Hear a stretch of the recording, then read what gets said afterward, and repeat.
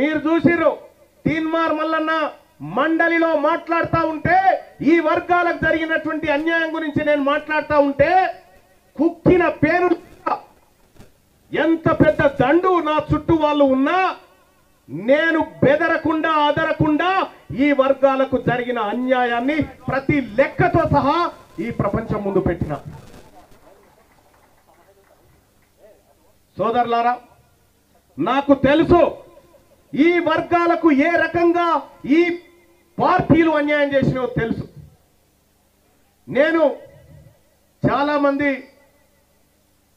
తీన్మార్ మల్లన్నను వాటి తెరువుబోకు, ఈ బీసీల ముచ్చట ఎత్తకు, నీకు ఏది కావాలంటే అది చేస్తాం అనేటువంటి లెక్కలు కూడా నా దగ్గరకు వస్తే నేను ఎడమ కాలితో ఆ లెక్కలను తన్ని ఏ బిడ్డలైతే తమ కాలును అసెంబ్లీలో మోపలేదో మా వర్గాల నుంచి ఆ బిడ్డలను నాతో పాటు తోడుకోవాలని శపథం చేసి వచ్చిన నేను.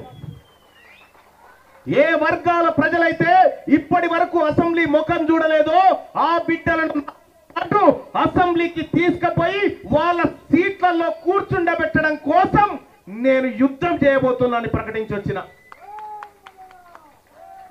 ప్రజలారా,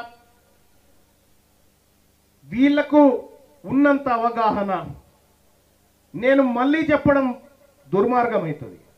వీళ్ళు చెప్పింది ప్రతిదీ నోటెడ్ సార్. మీ సలహాలు, మీ ప్రశ్నలు, మీ హెచ్చరికలన్నీ నోటెడ్. కాబట్టి తెలంగాణ రాష్ట్రంలో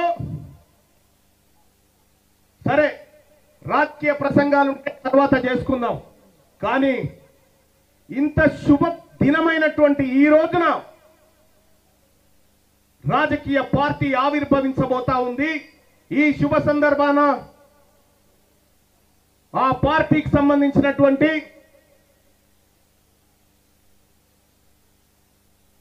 ప్రకటన ఏమనుకుంటారు మీరు? పార్టీ ఒకసారి చెప్పండి, ఏమనుకుంటున్నారు? BC right. ప్రజలారా, తెలంగాణ రాష్ట్రంలో ఈ ప్రజలకు ప్రాతినిధ్యం వహిస్తూ ఈ ప్రజలను రాజ్యాధికారం వైపు తీసుకుపోవడానికి తెలంగాణ రాష్ట్రంలో ఆవిర్భవిస్తున్న పార్టీ తెలంగాణ రాజ్యాధికార పార్టీ అని చెప్పి తెలియజేస్తా ఉన్నా.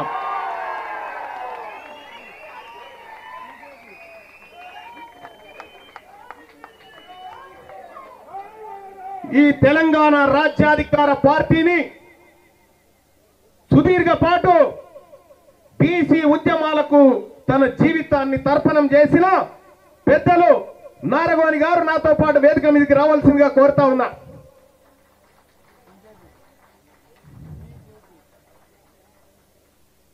నారగోని గారు ఇప్పుడు పార్టీ జెండాను తను ఆదేశించి ఆవిష్కరిస్తాడు.